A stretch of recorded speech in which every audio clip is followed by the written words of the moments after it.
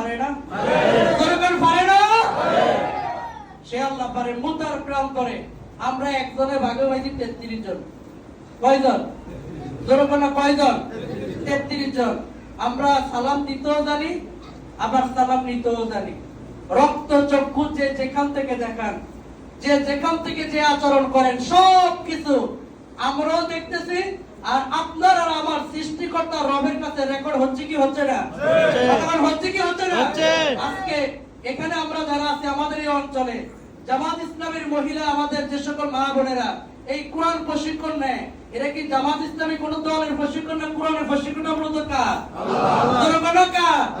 আল্লাহ। আজকে ঝিনাইদহ এখন একটা ইন্টারনাল গভর্নমেন্ট চলতেছে, যেখানে এখনো কোনো সরকারের কোনো খোঁজ খবর নাই, এখনো সরকারে আসে নাই। এর আগে মহিলারা, নারীরা, মায়েরা কোরআনের অধ্যয়ন করে, কোরআনের তালিম দেয়, সেখানে গিয়ে তাদের হিজাব নেটানা ইসরা করে। আমরা তাদেরকে বলতে চাই, রক্তচক্ষু হাতকে সংযম করেন। কেন্দ্রীয় সংগঠন যদি নির্দেশনা দেয়, তাহলে মুতার প্রান্তরে যেভাবে একজন ব্যক্তির জন্য শেষ করে দিয়েছি, ঠিক তদ্রুপ বাংলাদেশের এই জমিনে আপনাদেরকে ছাড়তে হবে ইনশাআল্লাহ। আপনারা কি প্রস্তুত আছেন ইনশাআল্লাহ?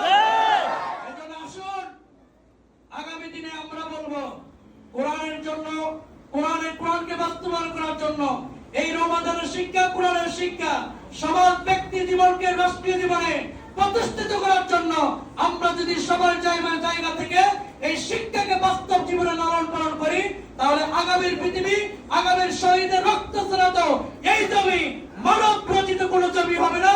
এই জমি হবে আল্লাহর কোরআনের জমি ইনশাআল্লাহ। কে কে চায় আল্লাহর কোরআনের জমিনে প্রতিষ্ঠিত হোক? একটু হাত তুলে নারায়ে তাকবীর, নারায়ে তাকবীর। আল্লাহ তাআলা আমাদেরকে কবুল করুন, সকলে বলি আমিন। সকলের সুস্বাস্থ্য কামনা করি। আমি আমার অসম্পূর্ণ সংক্ষিপ্ত বক্তব্য শেষ করছি। আলাইহি তাওয়াক্কালতু আলাইহি মুনিব। আসসালামু আলাইকুম ওয়া রাহমাতুল্লাহি ওয়া বারাকাতুহু।